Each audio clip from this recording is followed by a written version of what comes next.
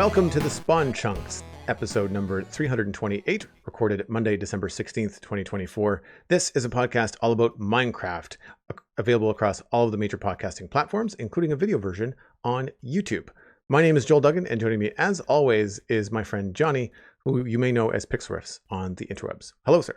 Hello! We've had a rousing conversation about all of the stuff you're probably going to be watching over your holiday break. So if you're interested in getting some TV recs, Joel has been watching Superman and Lois.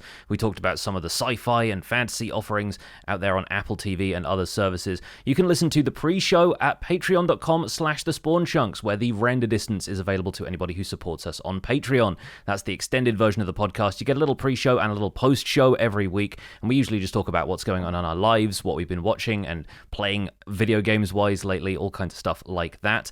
That's at patreon.com/thespawnchunks. We have a few upcoming events, but those are all going to be taking place in the new year. So our December hangout has been moved to January of 2025, and our quarterly hangout, which is going to be a wrap up of 2024 as a year, will also be happening in late January, maybe early February of 2025. Those are available for our patrons to listen to as well, and even join in on the discussion. We also take a few emails if anybody has any about the behind the scenes facts and figures of the show. So once again, if you're interested in all of that, that's patreon.com/thespawnchunks. So what have you been up to in Minecraft over the last week, my friend? So over the last week, I have done some moss mining experiments, and it took the entire week to do them, more or less, because it happened across a couple of streams, and I've had a couple of other busy days this week. But I have been doing a side-by-side comparison of pale moss versus green moss to decide whether pale moss is as effective, or if not more effective, for moss mining, which is the technique where you bone meal a large area so that every block in the area turns into moss, and then you can use a hoe to instantly break it, meaning you don't have to have haste 2 efficiency 5 on a pickaxe, and you can even use it for deep slate, which means the deep slate layers of the world become insta-breakable as opposed to something that you have to mine out over a long period of time. So the conclusion I reached, because I was mostly trying to measure if azaleas, which are present in green moss but not in pale moss, had any kind of significant impact on the moss mining process. The conclusion is that they are mostly identical, which feels like a boring conclusion to come to, but that's often how science works. Sometimes you realize that one thing is just the same as the other thing, more or less. Green moss generates more bone meal because you are composting azalea saplings in the process, and you get both flowering and regular azalea. So you've got a little bit of extra stuff to compost, a little bit of extra return on your investment in terms of bone meal. Pale moss still generates enough bone meal that you can still make the process self-sustaining, which is the important part. So if you're interested in using it as a mining tool, you're not going to run out of bone meal as long as you're taking all of the carpets, all of the wheat seeds that you generate from grass growing, and most of the pale moss blocks that you generate, they just get shoved into a composter. Allays can help you with that as well, of course, and you just end up generating bone meal from the blocks you're removing. I saved myself 2 shulker boxes full of each type of moss. I didn't need the green moss for that, and I wanted 2 shulkers of pale moss, but I thought, just to make sure I'm getting even results from both sides, I should probably save 2 shulkers of green moss as well. But I wanted some of it for building with and, other stuff that I can do with it, and for saving in case I want to use it for moss mining later. I found the major difference, actually, is visibility. Because, of course, stone and deep slate are going to stand out way more against green moss than they do against pale moss, which is that kind of bluish, greeny grey. And it's primarily very desaturated, and so it's closer to the colors of stone, deep slate. And I noticed tuff, especially, blends with pale moss a lot more easily. So when you're spreading it, obviously, it's going to generate over a larger area. You end up with a kind of puddle of the moss around you. But if you're doing that over a big square area, sometimes you miss one on the corners, or there are little gaps in between the sections where you bone mealed and it hasn't spread to every available stone block around it reliably. So you end up with occasionally having to go back and bone meal an extra block that you missed so that it converts into pale moss. But overall, it was not too bad. I just think it's going to be up to the preference of the individual player, and for folks who are, blind, visually impaired, have a harder time discerning between the textures of pale moss and stone, the colors aren't really too different. So you're probably going to want to stick to green moss for that. The only other observation I had was I didn't do this with allays helping me this time, which I've done with green moss in the past, but if you had a team of allays helping you, they're, recycling all of the blocks that drop, and, normally with green moss, you'd have to have one collecting the blocks, one collecting the carpets, another for wheat seeds, another for flowering azaleas, and another for regular azaleas, where those last two can now be swapped out to clear up the pale moss carpet and pale moss blocks faster if you've only got 3 items to pick up instead of 5. So maybe that makes the process a little bit more efficient, but either way, the conclusion I came to, somewhat disappointing but also somewhat inevitable, was that pale moss is just as good as green moss. You generate slightly less bone meal, but you still break even at the end of it. That's good to know. And I do recall this week messing around with some pale moss and realizing just how close it was to tough, and putting it next to things like gravel. Granted, my gravel's got a custom texture, but it's not like it's vastly different. I just kind of removed the purple from it, so it's a little bit more neutral. But even then, gravel and stone is pretty neutral, but gravel, and there was one other block. Maybe it was just gravel and andesite, but you could really see the difference between the pale moss being a little bit more green when you put it next to tough. Like, you could see the green hue leaning towards the tough, and then you could see the neutral in the stone. And then when you put the pale moss next to gravel, you could see just how warm the gravel was. Like, the gravel almost looked pink next to the pale moss, because the pale moss goes so, I say green, it's mostly gray, but it does have that cool gray switch compared to warmer grays like gray wool, or neutral grays like gray stone. And I was thinking about like the different ways to utilize that. And so one of the things that I did was I replaced one of the seeding moss blocks in my moss farm with a pale moss block. And so that now gets hit by bone meal from the dispenser and changes the stone generator underneath it into pale moss. And I only did one. So our 4-module moss farm has 3 modules of moss and 1 module of pale moss. I have not figured out the overflow problem that we have. I do have filters now, so at least the pale moss and pale moss carpet are going into the proper chests. But when those chests are full, I have nowheres to destroy the overflow, like, so it kind of piles up. So you can't leave the farm going, because the entities would pile up in the spawn chunks, which would be a bad thing for the server. So I have more work to do there, but I did experiment with whether or not the moss was going to generate kind of enough for us to still have just one module. Like, I didn't have to dedicate half the farm to pale moss, and that's good because, like you said, we get more bone meal items from the other green moss. And so the farm is still very much self-sustaining. If anything, it actually overproduces, and there's enough bone meal to keep it going. There's enough blocks in both moss and pale moss to fill our storage. And then we also have composters for overflow on top of that. But I've got because of the way that I did that, I'm not sure if you remember, it's like a honey block wall where things kind of like gently float down into the hoppers. Well, what's happening is that the overflow switch doesn't work. It doesn't turn off the droppers at the top. So all of the carpets and moss blocks just kind of like sit on full hoppers at the base of that honeycomb wall. So something to do with the way that leaf stone works has changed, and it doesn't work at all, or not the same as it used to. So I have to figure out a different mechanism to trigger that right now. So that's on the to-do list for the Citadel. Yeah, I think it's really interesting with Pale Moss's addition. We have a few more grey color ranges to work in. Like you were talking about the warm greys versus the cool greys. You think of stuff like Dead Coral is another really good example of this. Like, it's a much different grey to just neutral stone grey. And so I think with this being a little bit on the cooler side, you have so much additional range to play with when it comes to both blending stuff, if you're building like larger boulders that you want a little bit of texture in for a landscape, or if you want to have this blend with some cooler colors instead of, you know, having something that blends gray out into red, like the kind of stuff I'm building in my Windy City project, where there's a lot of red in the current build, but it has a tough base around it to keep a cooler gray at the bottom of it. Like, I think there's a bit more range to play around with. So that's one of the reasons I was interested in getting a decent supply of Pale Moss.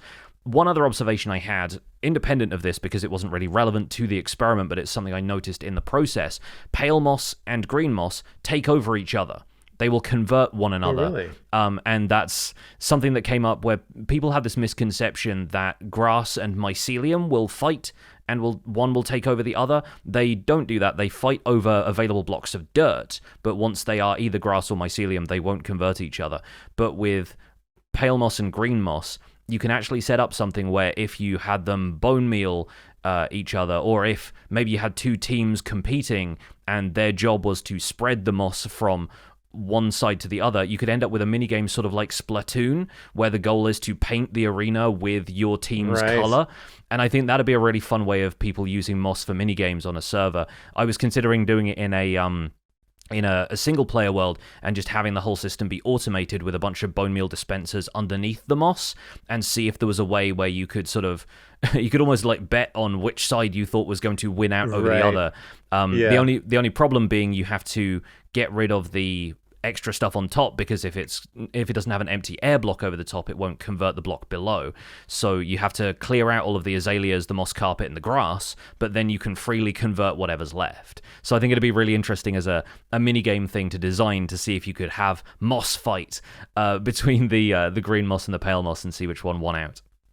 You'd almost have to have one of those random generator contraptions hooked up to your bone meal dispenser, like having a shovel and another single item, like stackable, non-stackable, in a dispenser, like randomly shooting into another hopper, and then the hopper takes an output from a comparator, and just the random RNG of like what item gets in that hopper depends on which dispenser fires first, and just like place your bets, folks.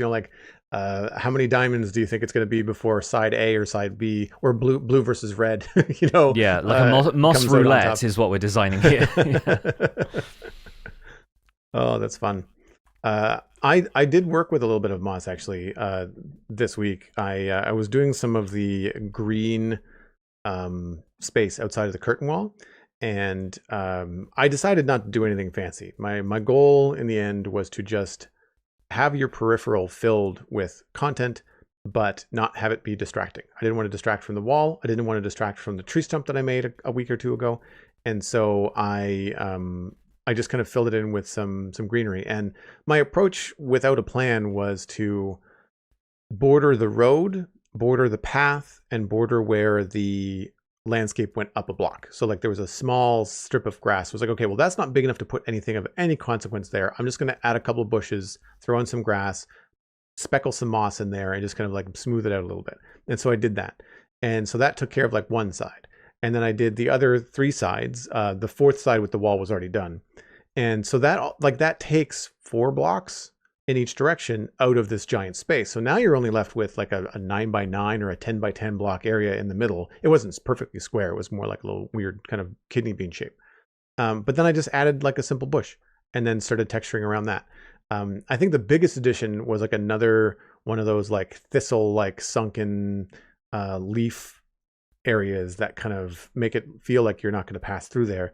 And one of the things that I added in there was a little bit of the pale moss, because it does look like a rock. When you've got tough and mossy cobble nearby, the pale moss does sort of work as like a moss covered rock, or a patch of dead moss. When you've got moss and moss carpet of the green variety nearby, it also kind of looks like this has been dried out by the sun, or this doesn't have any earth underneath it to then take root and get nutrients. So it worked out. You can't use it a lot. If you use it a lot, it just starts to look like gray moss. But if you just use it sparingly, it tends to work out pretty well. And I feel like that was the trick to fill the area. It was, choose something to go next to every path, blend it in around with the path, and then just have one thing, like just like a patch of grass, or in my case, a simple like two block leaf bush.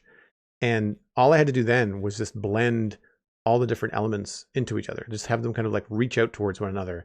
And all of a sudden the space was filled, and it looks good. It looks finished. It doesn't look forgotten about. But then it also doesn't distract from the horse tie, the path, the wall, the main road into the gate. Like, it doesn't really pull your attention in either way. But when you walk up and down the road or walk up and down the path, in your peripheral, in your camera view, every block feels like it's been touched or is intentional. It doesn't feel like default Minecraft generation.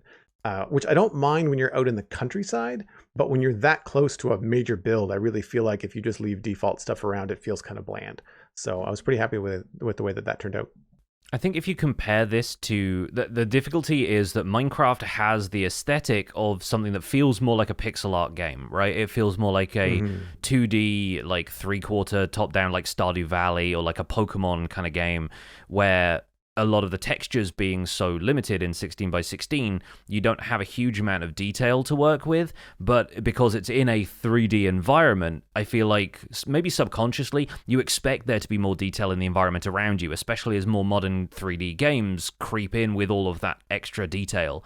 You think about how lush the environments can look in a modern game like a God of War or an Elden Ring or something like that. You end up with a lot more like lush floral environments in some of those places, but then Minecraft has room for there still being that sort of textural minimalism and that minimalism of detail when you're covering wide expanses, and the kind of things that pixel artists would do, and a similar approach to like traditional kind of hand-drawn cartoons would do, where you leave in just like a little scratch of a brick wall here and there to show that, yeah, this big blank space is actually a wall, but you don't need to distract so much from the foreground elements and like the key details that people are supposed to have their eyes drawn to. So I feel like these little background details can stay minimalist and still be really, really effective. And I think you've managed to achieve that with this green space. I think it's looking like it doesn't need to have a landmark standout feature about it. It can just be something more neutral, but not plain. I think you've managed to find a balance between that really well. Thanks, man. It's one of those things that's very much shoot from the hip. Like I find that the more you try to think about a plan, the more stuck you get. You kind of just have to go in and start placing blocks, and it's like, all right, let's just do a little bit of this here, and maybe I'll have the same idea that I did on the other side of the path, but I'll make it a different shape or make it smaller or make it not look exactly the same. And as with anything, when you get a new update and you have a couple new blocks, you can kind of like, oh, maybe I'll do more tough here because tough tends to go better with the pale moss. And so you just end up going down a path of block choices that you maybe wouldn't have done before.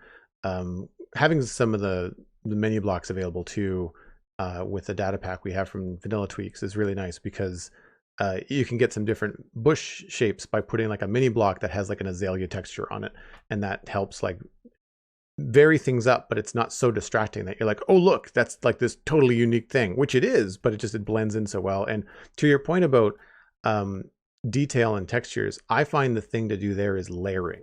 So like if you've put in like an azalea sapling in the ground as like a grass highlight and you find it really distracting from the road, if you place Minecraft grass, like the one block high grass that sticks out, if you place that in front of that block so it kind of blocks the view, essentially it's like layering. It's like putting a glaze on something.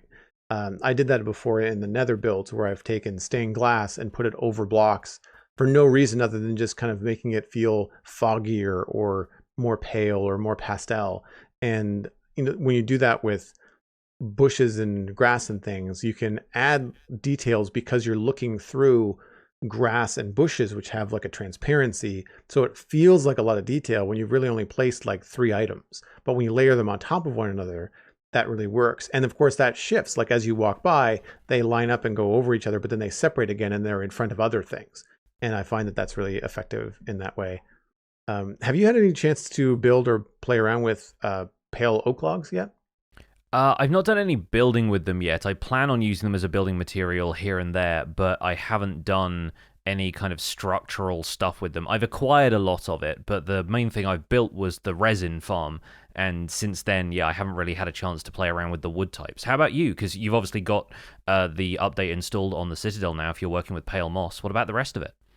So I went and got a shulker block full of logs, like full of pale oak logs, and I crafted like a door and some trapdoors and some stairs just to kind of have on hand to mess around with as I'm trying different things. And when I was in the keep looking around and going around like my checkbox list of like, here's the stuff that we have left to do in West Hill, the main hall of the keep is built and has textures, but it's not like fully decorated. It doesn't look like a space that's being used for anything. Like there's no table in the middle, there's no throne room, there's nothing like that.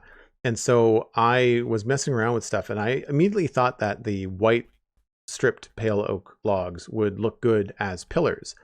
They look really good as pillars. Like they look like painted beams, and they work well with the stone and spruce aesthetic of the West Hill Keep because it's not so fancy that you'd think there'd be like quartz and like polished blocks and fancy stones. It's not going to be as ornate as a palace, but it's going to look like someone would have probably taken the time to paint it. Sort of like how there'd be painted beams inside of like maybe Viking castles or keeps or fortresses or older English castles, not necessarily stuff with a lot of money, but people that just wanted to make it look good but didn't have a lot of money to make it look good.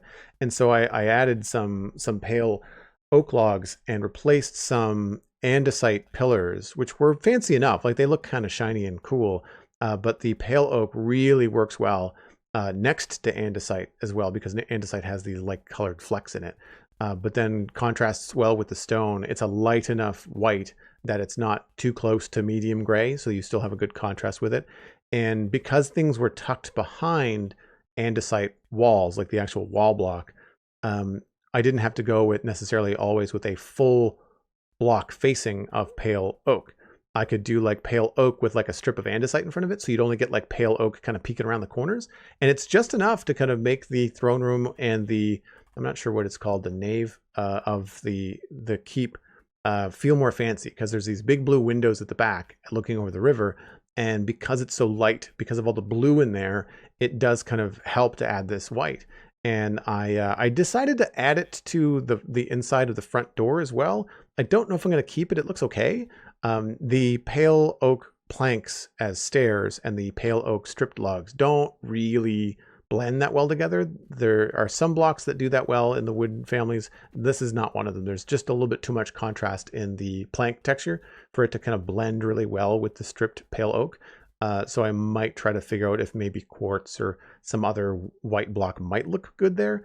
But I did want to kind of add some depth into that area. And thankfully, I was thinking ahead, and the front wall of the keep is like 4 blocks thick. So I can add new colors and new depth on the interior design and not affect the outside at all. It doesn't poke through. It pokes through on some of the rooms inside. Like there's like a space above the door where like archers could like go and hide in their little hidey holes, but like I don't care about how that looks necessarily inside. So it worked out pretty well as an experiment, and I really like the idea of bringing some more pale oak into West Hill. I'm not going to go around rebuilding things, but there are definitely some things that are yet to be finished, and in a fun, I don't want to say coincidence, but like a happy situation, because I've just been putting them off, or because they are the last thing on the list, because they're part of my storage or they're part of like what I'm using as utility in the area. I waited long enough that new blocks came into the game. So now I've got pale moss that might work in the keep basement, and I've got pale oak that's certainly going to work in the main keep hall. So I've got some cool new blocks to mess around with and maybe take this to a different level. Did you spend much time in the biome itself, or did you just bring back a couple of saplings and farm the trees at home? I just went out and farmed the trees. Like I just found a small-ish pale oak, pale garden, and started on the north tip, just like we did with the mangrove swamp that we found. In case anybody wants to build in these biomes, I don't just go right through the middle of it. Like I start on an edge and kind of come through. And I did something a little bit fun. I didn't chop down the whole tree. I went down to the bottom, like I left a stump, just so that it's sort of just to kind of see what the biome would look like if you left like tree stumps and feeling very desolate, you know, of course, with the sky color changing and all that kind of stuff. Yeah.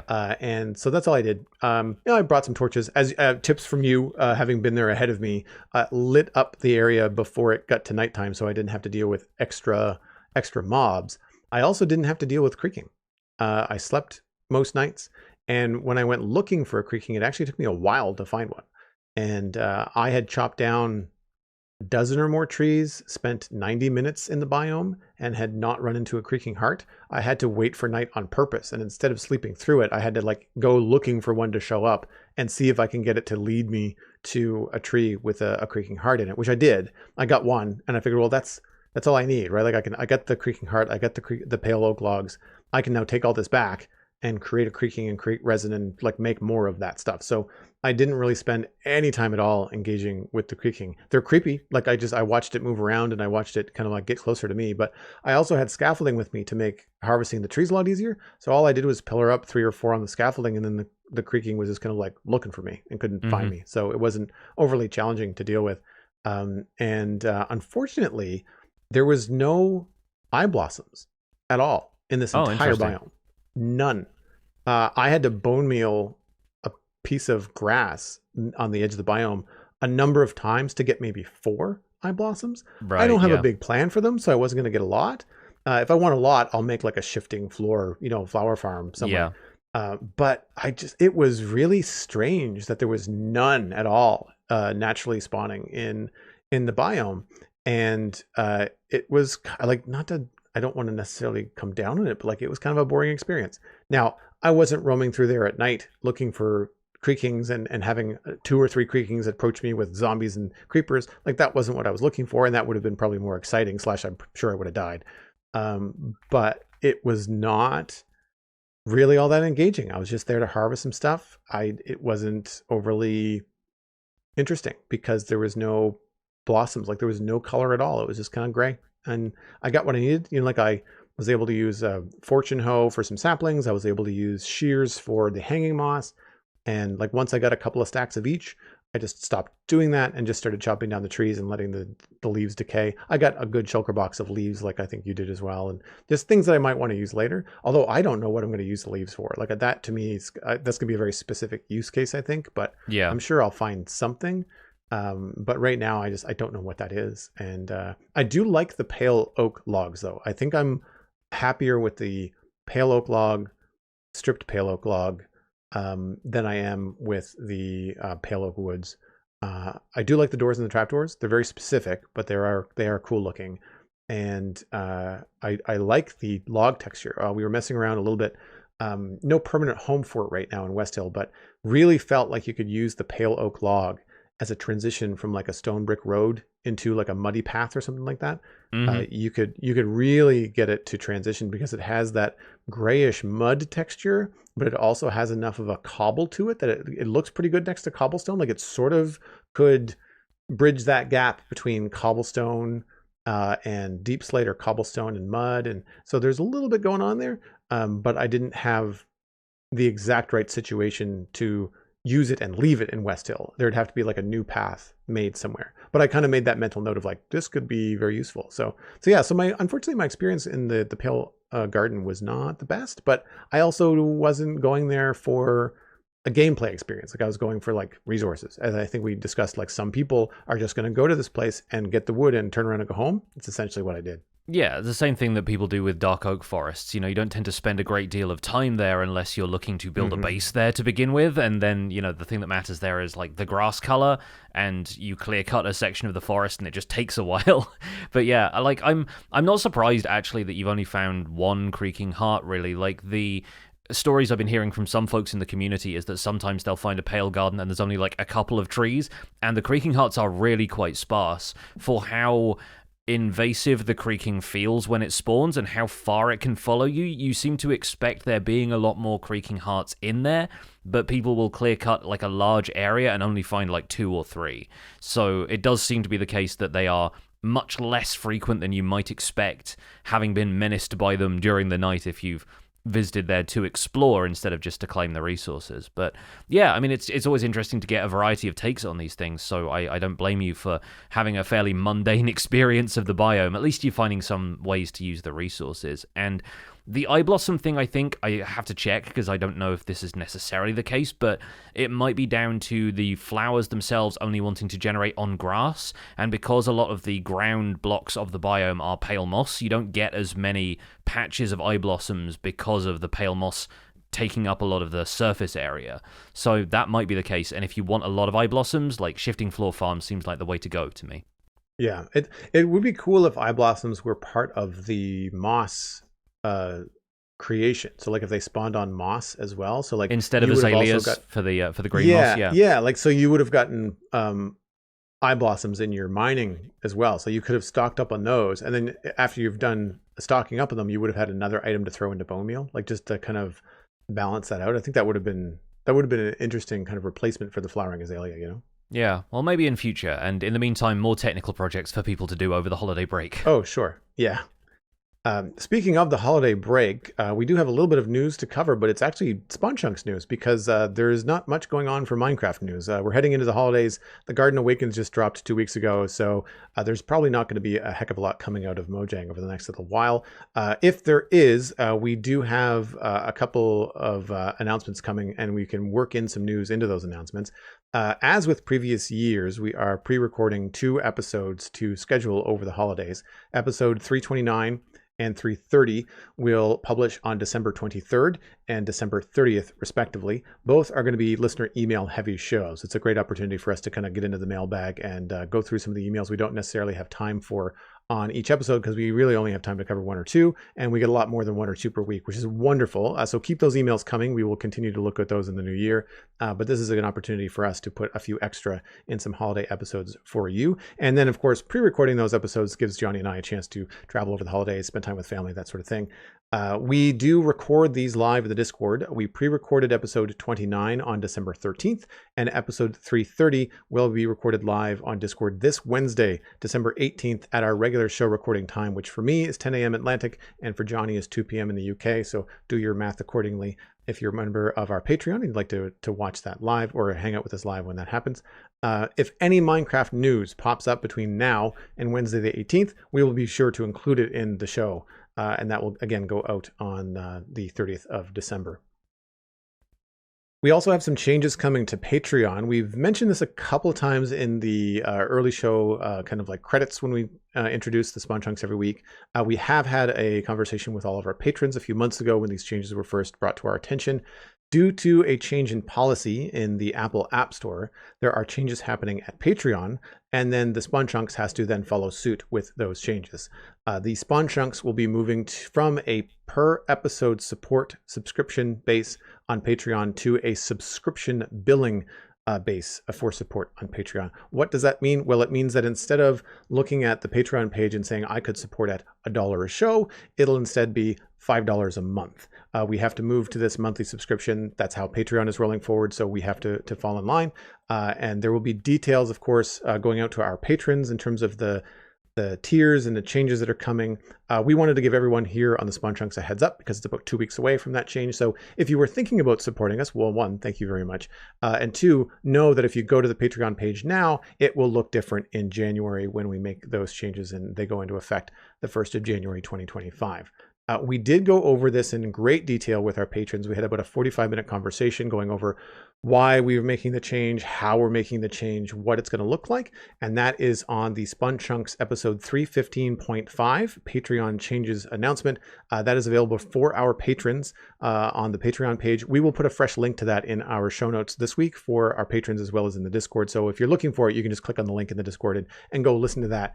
Specifically, if you're a new patron, like if you've come on board since that went out 10 episodes ago, or more, then you'll be able to get up to speed and kind of know what's going on. And again, if you are a new patron or an existing patron and you have questions, you can reach out in the Discord. Feel free to send Johnny and I a DM if you don't want to talk about it in a public channel, or you can reach out an email, and that is at spawnchunkmail@gmail.com. Do us a favor and put a clear subject line in that email so it doesn't get jumbled in with all of the other show email. We do get a lot, and we would hate to miss a question about the Patreon changes on your behalf. Yes, nothing much to add from my point of view, except to say thank you to everybody who's continuing to support us on Patreon through these changes. We could not make the show without your support, and it's been fantastic to have a growing community over the years we've been doing this podcast. So we'll be looking forward to hopefully welcoming some new people in the new year, but hopefully everybody else feels like sticking around while we make those changes. Speaking of the email address that Joel just mentioned, if you would like to email into the show, the email address is spawnchunkmail@gmail.com, and that's where we get all of our email that gets read for the chunk mail portion, which we're going to get into now. We're looking forward to having more emails to deal with over the next couple of episodes and in the new year as well. But keep your emails short and to the point. If you're emailing the show, it really helps us include them in the show more easily. And if you want to follow on from any previous discussions, if any of the ideas that we read out in chunk mail and like listener ideas spark your own creativity, then we'd love to hear from you and let us know which episode that was so that we can kind of tie those discussions together as we chat. This first email for today's show comes in from IQBE, or IQBE. The subject is automatic bundle interactions. Hi Joel and Johnny. With the Bundles of Bravery update, I became interested in technical Minecraft again, specifically its storage solutions. I thought the bundles were very cool, but feel they lack some functionality when combined with redstone. Bundles could be really useful in an automatic sorting system for farms with a lot of different items. However, the manual interaction needed to take items in and out of bundles makes them quite limited. My solution would be to add 2 crafting recipes, one to put an item into a bundle and one to retrieve an item from a bundle. This would make it possible to be automated using the crafter, while still posing a challenge as you would need to recycle partially filled bundles until they're empty. I would love to hear your thoughts on this. Thank you for the fun show. Ickby suffocated in his bundle while trying to find his redstone blocks.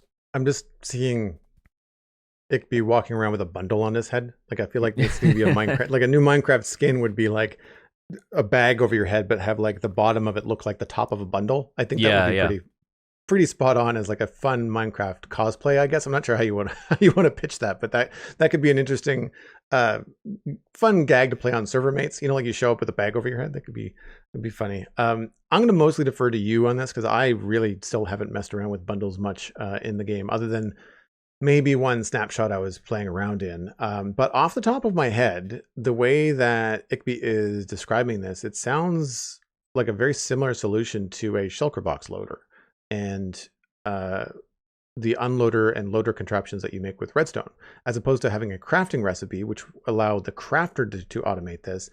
This would just be something that you could solve with a different redstone contraption, I think. The bundle does the same thing in this description as a shulker box loader would, but slower, because I think shulker box loaders would load a lot faster than going into a crafting recipe where you would craft and then load something into a bundle. That crafter would then dispense the bundle, have to then have the bundle put back in and have another item put in the bundle. Like, it just feels like a long loop, whereas you can just kind of put a hopper into a shulker box and have that fill up. And the shulker box can have different items in it, and more different items than a bundle. So again, a shulker box loader and unloader feels like a more efficient way to do this. And then you're still going to have to filter the items. So if you want it into a sorting system, again, the shulker box is going to unload those items faster into a sorting system than I guess a bundle if you've had a way to unload it. But as far as I know, the unloading of a bundle, that's a manual thing. Like, you have to do that as a player, like to put all of the bundles, like barf them all over the ground. That's a thing that you'd have to do manually, and shulker boxes don't do that either. So it's a hopper speed thing would be my guess. And I think a hopper speed is going to be faster and more efficient than a crafter recipe for a bundle, right? Yeah, it's kind of difficult to imagine how it would be implemented, because if you've got a crafter unloading a bundle and it's just a matter of having one bundle in the crafter UI and then anything that gets output, because the auto crafter spits out the item when it produces it, you can't like subtract it from the interface yourself manually. So It would be able to do that as frequently as a redstone pulse was fired into it. So in terms of unloading an item from a bundle, that wouldn't be too bad, because it could just spit them all out itself and then probably spit out the bundle empty at the end of it. But loading items into a bundle, I think, is the difficult part. Personally, I love the idea of adding bundle functionality like this, because it makes it a more viable proposition to use for technical players and people who like the automation side of Minecraft. And we can't place bundles in the world. There are very few items like this that are intended for, like, open space interaction. They're more like an inventory organizational tool than they are a block that you can put in the world. And so putting them into a block that can unload them seems like a really cool solution. Unfortunately, though I might be wrong about this, I think the way crafting recipes work is fundamentally incompatible with unpacking a bundle, because you effectively would have to add a crafting recipe for every item in the game with a bundle in order to output a bundle with an item in it, I guess, or you'd have to... It'd be really tricky if you were loading and unloading a bundle in a crafter to not have the crafter interpret it as wanting to pack or unpack a bundle when you wanted the opposite result. So I think it'd be kind of tricky to do that. Personally, I think they could limit it to just unloading, and I think that would be a better outcome for this, because I think loading anything into a bundle is weird, because how does the game know whether you're trying to put that in another space in the crafter versus in the bundle? I suppose you can block off spaces in a crafter, right? That might be part of what they're thinking here, but it's very difficult to have you couldn't have a hopper input an item into an available crafting space because the crafting space in there is already taken up by the bundle. The bundle has to become a massive exception to all of the pre-existing mechanics for that workstation. And so I don't think that necessarily works. I think the solution would be to maybe just make it work as an unloader and use a dispenser instead. Because dispensers already mimic right-clicking actions for certain functional items. You think about dispensers being able to place buckets of water, but they keep the bucket in the dispenser interface unless they are fired again without there being a water source in front, at which point they do the dropper action, they spit out the bucket. And the same goes for stuff like flint and steel or shears. If there is an actionable thing in front of the dispenser, if there is a space for them to start a fire or a sheep that they can shear, it'll fire and it'll do that. So while we have droppers for occasions on which you'd want to spit out the bundle itself, I think you could, if not load something into a bundle using a dispenser, you could certainly have a dispenser use the bundle with the right-click action, which normally spits out the last item that was bundled onto the ground.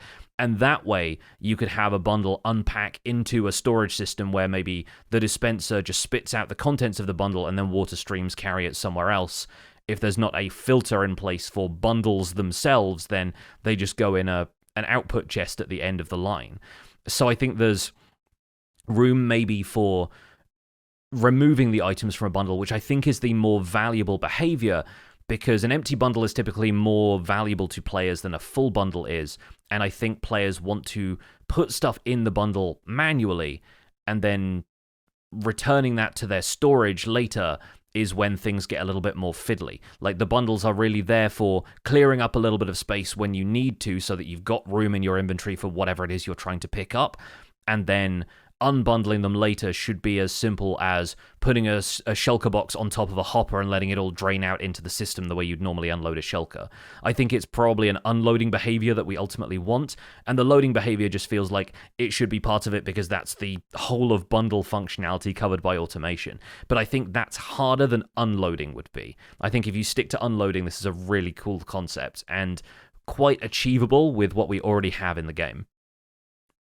I like that about the bundle, in that you're trying to clean up your inventory, and rather than going through and selecting things to keep and discard, the bundle allows you to not have to think about that when you're out doing something cool like mining or adventuring or whatever. You just click, click, click, click, click. I'll sort that out later. But the problem is you have to sort that out later, when you get back, And so this eliminates that. But something that you said that I think would be a very interesting idea for both Redstone and builders would be having the bundle be a thing that you can place in the world. So instead of putting it in a dropper or maybe or a dispenser, which would maybe be an option, that would be great. But what if you were able to place a bundle down in the world, and maybe it would take up the same sort of space, like a chest doesn't take up the whole block space, and it would look like essentially a sack, which you could use for decoration in your builds. It could maybe double as a garbage bag in modern builds. And then if you put it on a hopper, then it would just drain, like one at a time, just like a shulker box would. Or like you said, in a dispenser, it would then spit those items out one at a time if you would prefer to enter it faster, because you could, again, the redstone pulse would be something you could control. But I'd like the idea of a bundle being something that you could then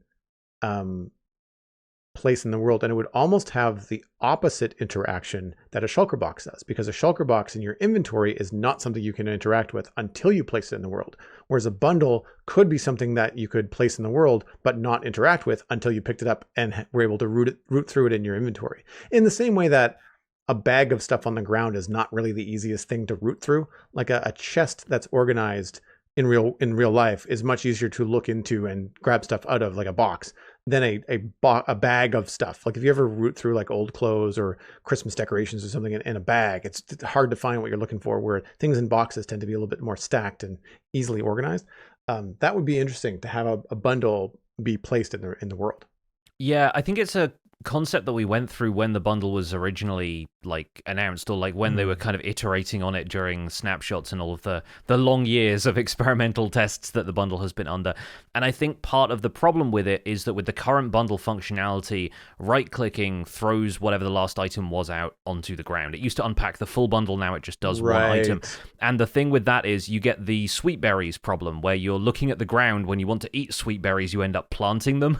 I think you would end up with a situation like that a lot, where people just wanted to use the bundle functionality a certain way, but they didn't want to look like into the distance to throw an item out of the bundle, and then they'd end up just placing it on the ground and having to pick it back up again, and that creates another pain point for bundles. They become a source of frustration controls-wise.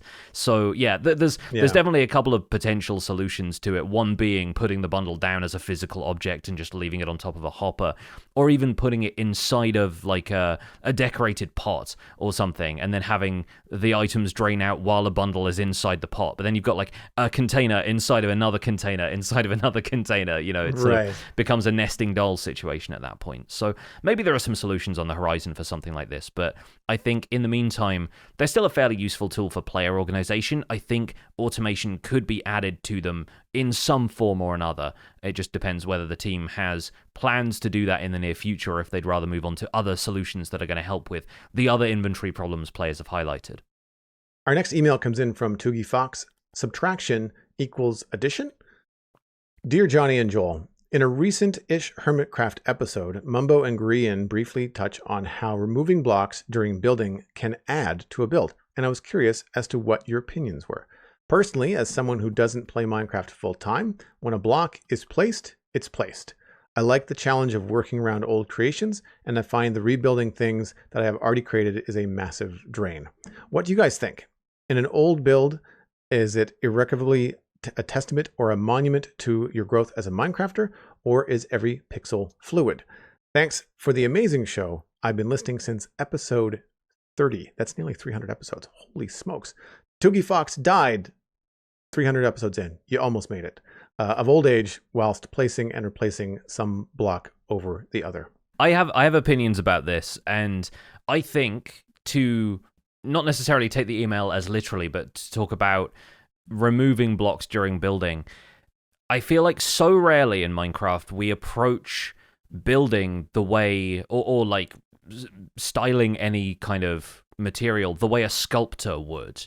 If you think about how a sculptor starts with a huge block of material and then chips away at it and breaks off sections and chisels things down until it becomes a statue, and it's all made out of one singular piece of material, we rarely build anything, or like whether it's a statue that you're making in Minecraft, so often you are building it from the component pieces rather than doing stuff subtractively the way a sculptor would. And I think that's a really interesting thought experiment about Minecraft in general. I think it is more common for us to do things like that with landscapes than it is to do it with monuments and buildings and, like, you know, stuff that becomes civic architecture. But just on the first line of the email, that was where I thought this was going. But instead, this is more about editing your builds after they've already been built, right? Or maybe in the process of building them, you decide, actually, I need to swap out that block because it's not working for me, or, you know, some things just need to go back and be retouched a couple of times later. So yeah, I definitely have thoughts on that as a concept. How about you, Joel? So I typically don't go back and edit builds unless I've purposely left something because I know a new block is coming, because I cover this on the show. And like Tough is a really good example. Like I did not do much with the basement of the keep because like I knew Tough was coming and I knew it was going to work really well with what I wanted to do with the gradient down there. So I was like, I needed to build the keep. I needed to have the walls up, but I built it with like temporary stone. And so I've got no problem going back and fixing stuff like that. The other time is when a build is technical and something has changed about Minecraft and that build no longer works. You know, a really good example is the iron farm that I redesigned recently. I could, in some cases, go into farms and tweak them so that they work again. Very often you'll have like the redstone mechanic will be kind of like contained inside of some sort of outward shell, and you can keep the outward shell, but you have to change how the mechanics work inside. And if you can do that without affecting the shell, then Bob's your uncle. You don't have to do much. In this case, though, the functionality of how golems and villagers and everything was working needed to be distanced from an error that we had made in where the golems were spawning outside of the farm. We needed to move the farm farther away from the ground, or dig out the ground. And digging out the ground was more work and less appealing in terms of the scenery than it would be to just raise the iron farm. I took the opportunity to completely redesign the iron farm because it had been 6 years since we made it, and there was tons of new blocks in the game, tons of new things we could do, and it would better blend with the environment. I still took cues from the old design, so it still kind of looks like the old design got like a few weeks in the gym and now looks a lot better. But that's one of the few instances that I can think of where I've rebuilt something. I do replace blocks all the time, but that's how I work. And that comes, I think, from my time as an artist. Like, you tend to do a rough concept, a sketch, then you tend to tighten things up with a tighter drawing. For me, my process was like, I was a cartoonist, so inking and then coloring on top of that, further refining and further tightening that. Then you do lighting and effects. And so I always kind of work with like an underlying structure. So I will go through the process of putting up the walls of a house in basic blocks. Every single block I place might get replaced. Very seldom do all of the original foundation blocks and planning blocks stay exactly as they are. I find it much better for me, especially if I'm going to potentially move something around, to put up some sort of structural frame and go like, that is where I want it, or like, no, I have to move that 3 blocks to the left because I'm that kind of picky builder. And if I have already textured everything, or if I have the policy in my brain of like, once a block is placed, it's placed, then I don't have that option. And so I tend to build stuff like, I don't want to say twice over, but it certainly gets 2 passes. Like, it gets like a structural pass, it gets like a fill pass. So it's 3. So like, it's a structural thing, it's a fill thing, and then it's a texture thing. And in the texture part of it, depending on the build, I might replace 25 or 30% of the blocks. I might replace 75% of the blocks, depending on how textured it's going to go and what grabs me at the time, you know. And sometimes I take so long to finish something, new blocks come out, and then there's more texture. Yeah. Or I just decide like, that wall is no longer going to be white, it's going to be green because there's a new block that I want. So those kind of things, I think, do creep up to it. But I generally don't go back and replace like old things from Dartmouth Meadows. It's a weird area. It's like that spawn town where like everything looks a little bit different because everybody's got a different house. There's like a red barn that I probably wouldn't do now if you would give me a brand new world, but like, it's part of the history of the server. And so I'll leave that stuff, and I don't tend to go back and refine it. And part of that also is, of course, that there's other people that have played on the server and built things, and they've built it a lot of time because everybody's friends and considerate.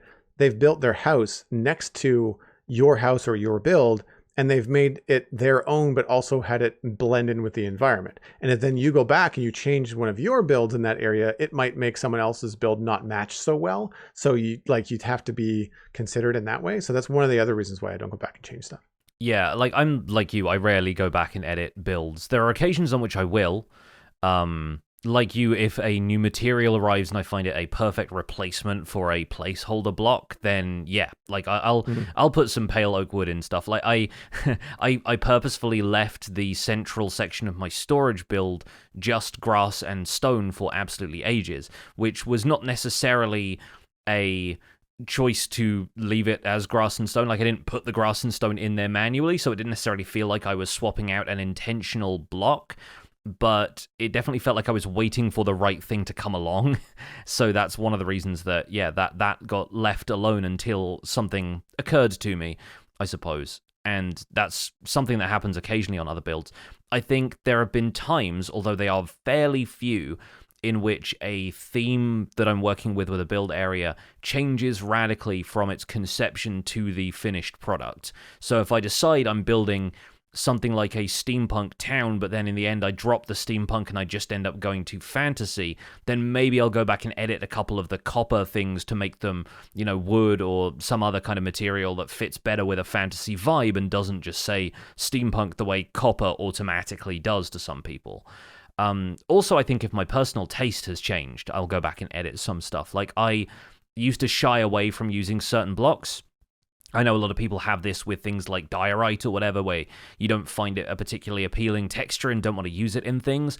I have more recently come around to the idea that there are no bad blocks in Minecraft, they just need to find the right context. And so there aren't really any blocks that I will rule out using. If I want to use granite and stuff, and granite used to be a texture I really didn't like very much, I have started using that when I find the right context for it. And sometimes the right context is in old builds where I hadn't considered using them before.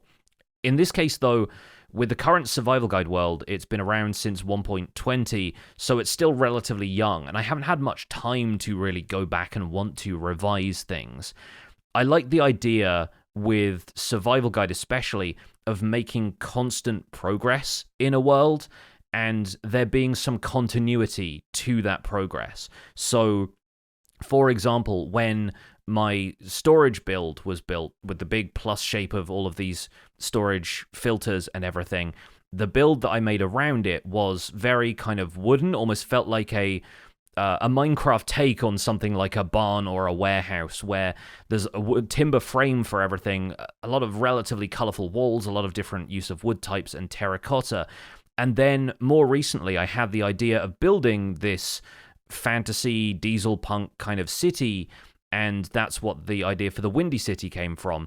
And instead of reworking the builds that I'd done in my starter area to fit that style more, I went out into the world 6,000, 7,000 or so blocks, and I found something that had similar biomes to my starting area, because I didn't want to alter anything back home. Not just because I really liked the build style I'd established there and I didn't think the two would really blend together, but also for the continuity of the series, and the fact that now if I go back to my storage room, people on camera instantly recognize it as being the storage room that I built in episode 30 or whatever it was, instead of having to recontextualize that build. If they skip ahead in the series and don't know that I've remodeled something could look totally different, and it can confuse people in terms of the order in which things happen.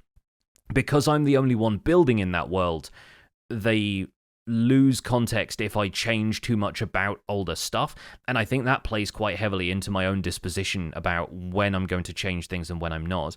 Whereas this discussion was sparked by a Hermitcraft episode. On Hermitcraft, obviously, because there are so many of them building in a similar space, if one of them changes a build in the middle of their shopping district, then by the buildings around it all being the same, you understand that that build has changed on its own, and you're not just looking at a completely different area of the world that they've suddenly recreated this in. So I think it's easier to have a concept of a linear timeline and have builds appear on that and have them change later on an active server where things can stay the same and change. And I think that brings up the idea of city building and the way we look at city building in Minecraft versus city building in the real world. There are some cities in which the city's history is really just still out there. You can go to like an old town district and recognize that the houses are all built much closer together and they kind of cluster and compete for height. And then the rest of the city has expanded as, landscaping and earth-moving tools have become more available. Heavy machinery can be used in construction, and so the sprawl of the city out from there is a lot more loose because they've been able to shape the land however they want to. Or alternatively, you go into modern cities that are very tightly packed and don't really have much room for lateral expansion, and you find old sections of the buildings being torn down, maybe because the materials degrade over time and building standards improve, or they want to be rebuilt with more modern construction. And that's not really applicable to Minecraft, so that's something you have to consciously do if you want to make it part of the history of your area. If you want to imagine that a building is condemned, tear it down and rebuild something else, you absolutely can, but you're not going to see much of that history, and if you haven't documented it some way, then it's just going to feel like you built it that way the first time, instead of really, you'll know the journey that place has been on, but the casual observer might not. I think the other thing to tie into that concept is how little of the Minecraft world we actually use. Mostly, I think, because we are limited in what we can see from any given point. Even with massive render distances with Java mods or Bedrock Edition's default render distance, you can see a limited portion of the world. If you build a city that's like 1,000 by 1,000 blocks footprint, you've used 1/60,000th of the available space in the world. or like 0.0000016 recurring. And the city might feel huge when you're standing in it, but it's comparatively tiny. You have so much available space to you. I think to most people it occurs in this way of why bother rebuilding anything when you can just expand, learn from what you've already done, and build it better just outside the city limits or in some other location entirely. You don't have a finite amount of resources that the way you do in the real world. We can generate so much in Minecraft that it's very easy to consider a purely expansion-based mindset and not ever really talk about rebuilding anything unless stylistically it didn't work for you the first time. Yeah, I find that unless something is an eyesore, then I will more than likely leave it. And there's been some occasions where like previous members of the server are no longer there, and like they started building something near something that I was doing, and I cleared it with them and said like, look, you haven't been on the server in 2 years, and there's really not much here to tear down, but it is kind of like in my way. So I'm going to remove it as long as you're cool with it. And if you do come back, I will help you rebuild it somewhere else. And that was, I think, one of the few occasions where that kind of like condemned build or condemned building concept really kind of came into play. A lot of times when I think about how cities are built, and especially older cities, sometimes it's not just that there's an old section of town. Sometimes there's a part of the city you can't see. Think about like the subway tunnels in New York and how deep the old tunnels go and how they're not used anymore as newer, more modern tunnels are made, and or even just like new buildings are put on top of stuff. Chicago, I think, is another example where they've built on top of things as opposed to expanding horizontally. They tend to like pile on top of. And that's, again, something that you don't necessarily see in Minecraft. Like you might know that there's another build under the thing that you've built, but the average viewer is not going to know that. The average person is not going to know that. Even server mates that don't know about it would walk by and maybe not realize that you've got an entire build under the thing that they're walking on, which is an interesting way of looking at Minecraft history. When you were talking about how little we use in terms of like the expansive surface, we also don't tend to use very much vertically. Like it tends to be surface level and above. You don't see a lot of people decide, I'm going to build a massive city and I'm going to dig it all out. Like that's because it's a huge amount of work. It's much easier to, one, see what you're doing and plan it out, and then also build on the surface than it is to like dig out around things. Still a fun challenge. Like if somebody wants to make something like Moria in Minecraft, like that, it looks super cool, but it's a ton of work. Maybe they need to adopt some more moss mining techniques to get that done. But I think for me, like when you look at things that are iterative, I 100% tend to build a new thing somewhere else if I don't like the old thing. More on redstone farms. There's a creeper farm in Dartmouth Meadows. The problem with a lot of the farms in Dartmouth Meadows is that people aren't building and playing there much, so none of the farms are loading and actually working. The main farms that we have, like the moss farm and the iron farm, are in the spawn chunks, and they run 24/7 if we left the moss farm on. But the iron farm runs all the time, as would any other farm we put there. And so when I think about like my own like sci-fi build plans for the future, I want to have some farms that I'm going to build immediately in that area. One, to give me a purpose for a building, but two, like to have my own creeper farm that's not shared with anybody else. It's going to be loaded all the time because I'm always going to be in the area. And I think that that's a good way to stretch my legs and build a different design. I'm not going to build the exact same creeper farm that I built in the meadows for everybody, because that I've done that before. Like, let's do something different. Like, let's, are we going to use cats? Are we going to use skeletons? Like, how are we going to move the creepers around? What's going to be the best way to do it? Am I going to flush things out with water? Like, what would be a fun way to do it in a sci-fi way? The one in the meadows is hidden underground because it was just the easiest way to do it. But the one that I might make in the sci-fi world, maybe it's a giant glass silo because I want to see it. Right? Like I'm not going to have the same aesthetic. And so I can approach it in a different way. And I don't mind building things over again, which is different than rebuilding something that exists. Our Enderman farm is not the best. And I don't know whether there's a mistake that I made, whether the mechanics have changed. It's just not as fast as the ones that I see in other servers. I would just build a different one. I would just go in the exact opposite direction in the end and build a new one, because tearing that one down would be a pain in the butt. And I'm going to lose most of those materials because they're just going to fall into the void, right? Unless I build some platform underneath the thing. So leaving it there, I think, is more interesting than tearing it down. And so those kind of things, I like having them around, as having, like you said, a history of the world We've got 7 years on the Citadel as opposed to, like, you think you said 3 or 4 years for the Survival Guide Season 3. And there's a lot of stuff around, and you get to a point on a Minecraft world when it reaches like that 5 to 7 year mark where like you really don't want to go back and tear stuff down because there's a little bit of nostalgia there. As a content creator, there might be videos and stuff of that build, and if people want to see it in a world download, or if they want to watch you walk by it that one time you walk through, like for me walking through Dartmouth Meadows, there are people that might be like, oh yeah, I remember when you built that windmill, I watched that video. And so if that was no longer there, that might be sad for people. So like as a content creator, I feel like there's a different pull where like I really want that stuff around because I spent a lot of time not just making it, but making content about it. Yeah, like you don't get much mileage as a content creator out of going back and constantly reiterating on the same structures.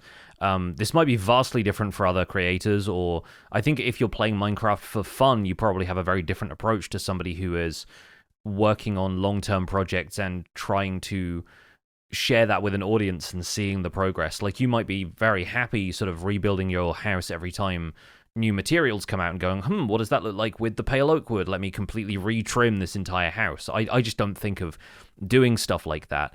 And going back to rebuild old projects feels like perfectionism, and we've covered this in the show before. Perfect is the enemy of done, as the saying goes. Like, it feels good to move on from a project, and especially when it comes to my stuff where I'm making tutorials and I'm trying to show the long-term progress of a world, it doesn't really feel like it makes sense to go back and revisit stuff like that. Maybe once or twice during the process of getting it built if I feel like, actually, a couple of weeks later I'm looking at it with fresh eyes and I'm not so keen on the design choices, but yeah, it's pretty rare. And the same goes for, as you were saying, redstone projects and farms. Like, if I'm iterating on a design, it happens in a creative world before I build it in survival.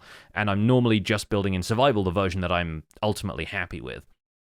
Now, it's happened to me before with, like, the copper aging facility and stuff like that. Like, I've done different iterations on that, but that is much more my approach changing, refining certain ideas, seeing if I can expand it, and then seeing what else can assist me in the automation side. But that's also just technological change rather than it being something that I go back and I decide, actually, this should be trimmed in a different material or something like that. If anything, you want to adjust those builds as little as possible because they've normally got like redstone components resting on blocks that if you break them, it's going to displace something, and, you know, the whole circuit goes awry after that, or you forget to put something back in the right place. So yeah, I think it's an interesting concept, and one that I think deserves a little bit more audience input. So if you're interested in contributing to this discussion, let us know in the comments on YouTube, or email the show to continue the discussion. Let us know how frequently you rebuild stuff in your worlds. It'd be really interesting to get a bigger sample size on this one. For now, though, that's where we're going to wrap up this episode of The Spawn Chunks. You can find more information about our show and links to some of the stuff that we've talked about today over at thespawnchunks.com. The music for the show is composed by me, and The Spawn Chunks is proud to be a listener-supported podcast. If you're getting some value out of the show, why not consider putting some value back in? You can visit patreon.com/thespawnchunks to join our community. Pledging at any level gets you an invite to our patrons-only Discord chat, but as we said at the top of the show, be aware that there are some changes coming to Patreon, so stay tuned on that page. Click through in the new year and you might see a few different pricing tiers, although you'll be informed of that when you become a patron if you decide to sign up a little earlier. You can, in the meantime, listen to the show live when we record it every Monday, although the next couple of Mondays we are going to be pre-recording, so the next show recording is actually happening this Wednesday. Details are in the Discord for anybody who's already hanging out there. Speaking of hanging out there, our monthly hangout is going to be coming up in January, so stay tuned for details of that as well. We currently have 308 patrons, which is steady on from last week. Would love to welcome in some new people, of course, and special thanks go out to our content engineers, Hunter555, Jumbo Sale, Mindtrip Media, Party Voyager, and Yitz. Thank you all for your support on this episode. Sharing the podcast with your friends is the easiest way to support the show. You can find us at The Spawn Chunks on social media. Just tell a friend about The Spawn Chunks and where they can go to listen to it. New episodes are available on Mondays on all of your favorite podcasting platforms, and just a little bit later on YouTube for the video version.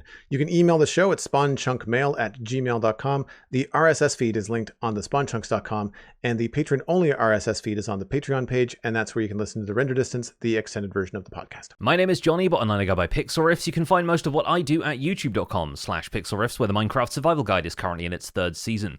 I also stream 3 days a week on Twitch. I will have a couple of streams this week before I go away for the holidays, where I'm doing behind-the-scenes work for YouTube stuff and playing other games from time to time. I'm also the voice of the unofficial Hermitcraft recap, which you can find through a quick YouTube search. And aside from that, I'm at pixelriffs on Blue Sky and Instagram. Joel, where can people find you online? Everything that I'm doing online can be found at joelduggan.com. That includes links to the Citadel Cafe, my other podcast about sci-fi and fantasy entertainment. Coming up this Wednesday, we have our annual holiday roundtable, where I try to gather as many of the guests that have been on the show over the last year into one holiday party, and we have a fun just hanging out talking about nerdy stuff for a couple hours. So that's coming up. You can find me at Joel Duggan on social media, Joel Duggan on Twitch, where I stream Tuesday through Saturday at 1 o'clock Atlantic, bouncing back and forth right now between Satisfactory, the Fixmas holiday season event, and of course working in Minecraft. I'm hoping to sprinkle some other games in over the holidays, so check that out at twitch.tv/JoelDuggan. Thanks for visiting the Spawn Chunks. The world outside is infinite, and every pixel counts.